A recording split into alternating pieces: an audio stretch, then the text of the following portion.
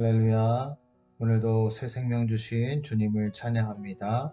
오늘도 예수 생명으로 함께 우리 믿음으로 승리할 수 있는 귀한 복된 하루가 되기를 주님의 이름으로 소원합니다. 오늘 같이 볼 하나님의 말씀은 우리 고린도후서 4장 우리 13절부터 18절까지의 말씀인데요. 제가 봉독하도록 하겠습니다.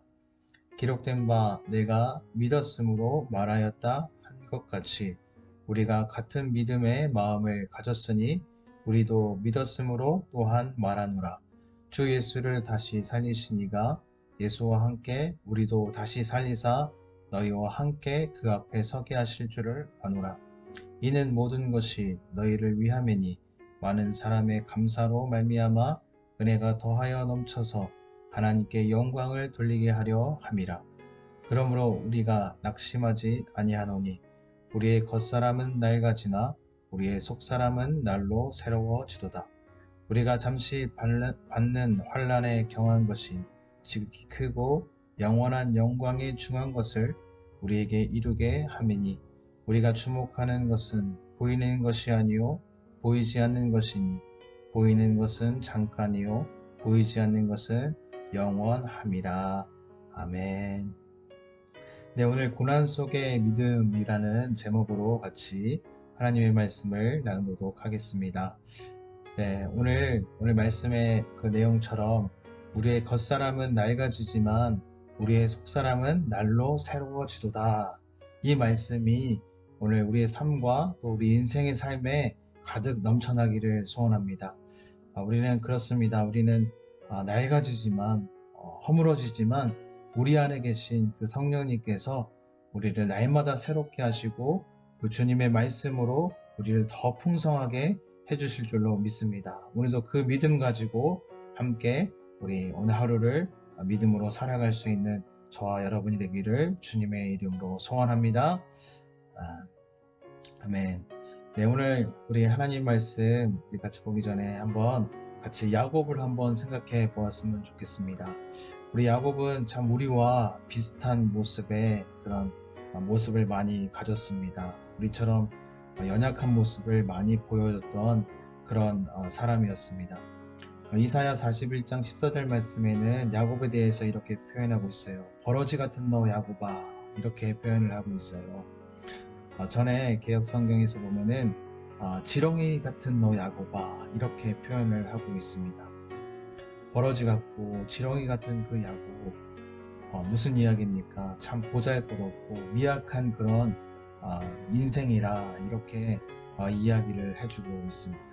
저희들도 그렇죠. 어떻게 보면은 영원이라는 그 시간 속에서 우리는 티끌과 같은 존재이고 그런 연약한 존재라고 생각이 듭니다. 그럼 야곱이 많은 고난과 역경을 이렇게 겪고 가장 사랑하던 아들 요셉을 잃고 또 기근이 찾아와서 자녀들이 그 애굽에 갔다 오고 그런 과정들을 통하여서 자녀들이 마지막에 올라와서 아비에게 이렇게 고백을 합니다. 요셉이 살아 있습니다 하면서 기쁜 소식을 전하여 주죠. 근데 이 야곱이 어리둥절했어요.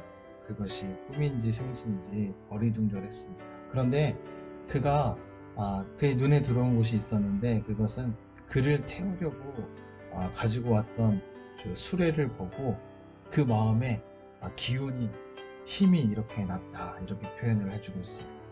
그래서 그것을 타고 기쁨으로 이 애굽으로 내려가는 모습을 보여주고 있습니다. 여러분, 우리 야곱과 같이 우리는 사실 눈에 보이는 것, 만져지는 것, 이런 것들에 대하여서 사실 굉장히 민감합니다. 보이고 또 만져지고 이런 것들이 우리에게 굉장히 현실적으로 다가오기 때문입니다. 그런데 성경 말씀에는 그렇게 눈에 보이고 만져지는 것 이외에 우리에게 영원한 것, 또 그 천국, 또 가나안 땅, 이런 보이지 않는 것들에 대하여서 더 많이 이야기를 해주고 있습니다. 사실 우리의 본성은 보이는 것, 만져지는 것에 대해 더 민감하고 그것이 더 우리의 마음속에 와 닿지만 하나님의 말씀은 거기에 대하여서 이야기하고 있지 않고 보이지 않는 것에 대하여서 더 많이 이야기하고 있습니다. 그렇습니다. 오늘 바울은 이렇게 보이는 삶을 초점을 둔 것이 아니라 보이지 않는 것에 삶의 초점을 더욱 둔 사람이었습니다. 그럼 오늘 말씀에서 이렇게 고백을 하고 있습니다. 내가 믿었으므로 말하였다. 이 말씀은 시편 116편 10절 말씀을 인용하고 있는데요. 내가 크게 고통을 당하였다고 말할 때에도 나는 믿었도다. 바로 다윗이 큰 고통 가운데에서도 나는 믿음으로 반응하였다. 이렇게 고백한 것을 인용하면서 바울도 동일하게 큰 고통 가운데에서도 환난 가운데에서도 나는 보이지 않는 것에 더욱 집중하였다. 그것을 믿음으로 반응하였다. 이렇게 이야기를 해주고 있습니다. 우리가 보이지 않는 것에 더욱 집중할 수 있는 그 중요한 요소가 있는데 그것이 바로 믿음인 것입니다. 여러분, 저와 여러분의 삶 속에서 이 믿음이 있으십니까? 이 믿음으로 충만합니까? 그렇다면 여러 가지 환난과 또 고난과 역경 속에서도 우리가 믿음으로 반응할 수 있게 되는 것입니다. 베드로전서 4장 12절 말씀에는 이렇게 이야기하고 있어요. 너희가 불시험 당하는 것을 이상히 여기지 말라. 여러분, 성도들에게 이 고난은 필수 조건인 것입니다. 고난 가운데에서 우리가 믿음으로 반응하기를 하나님께서는 원하시는 것입니다. 그럼 우리 성도의 삶 속에서 만약에 고난이 없다고 생각해 보십시오. 이 땅에서 하는 것들이 모두 잘 되고 잘 풀린다고 생각해 보십시오. 그런 사람은 절대 하늘에 소망을 두지 않을 것입니다. 오늘 말씀에서도 우리의 겉사람은 낡아지지만 우리의 겉사람은 사라지고 없어지지만 우리의 속사람은 그 주님이 함께 하시기 때문에 날로 새롭도다. 이렇게 바울이 고백할 수 있는 것입니다. 여러분, 이 믿음을 우리가 소유했으면 좋겠습니다. 보이지 않는 것을 보는 것처럼 볼 수 있는 그 믿음을 오늘도 우리가 소유했으면 좋겠습니다. 근데 이 믿음에 대해서 잠깐 생각해 보면은 이 믿음은 우리가 우리 힘으로 얻는 것이 아닙니다. 바로 성령님의 그 은밀한 도우심을 통하여서 우리가 이 믿음을 갖게 되는 것입니다.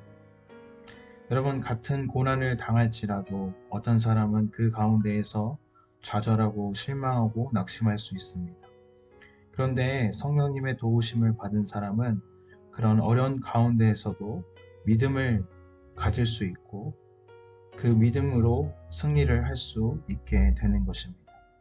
바로 성령님의 도우심을 통하여서 이런 일들을 가능하게 하시는 것입니다. 또한 믿음은 온전한 지식 안에서 이루어진다 이렇게 이야기하고 있습니다. 어거스틴은 말하기를 믿음은 무지가 아니라 지식에 근거하는 것에 있다 이렇게 이야기하고 있어요. 무지해서 그냥 무작정 믿는 것이 아니라 지식에 근거하여 그것을 믿어야 된다 이렇게 이야기하고 있습니다. 어떤 지식입니까? 오늘 14절 말씀에 주 예수를 다시 살리신 이가 예수와 함께 우리도 다시 살리사. 우리가 주님과 함께 죽고 주님과 함께 부활함을 믿는 그 지식을 가지고 믿음을 가지고 나아갈 때 하나님께서 우리에게 승리를 하게 하여 주시는 것입니다. 그렇습니다. 오늘 우리가 여러 가지 환난과 고난과 어려움을 겪지만 우리가 믿음으로 반응할 때에 우리의 속사람은 날마다 새로워질 수 있는 것입니다.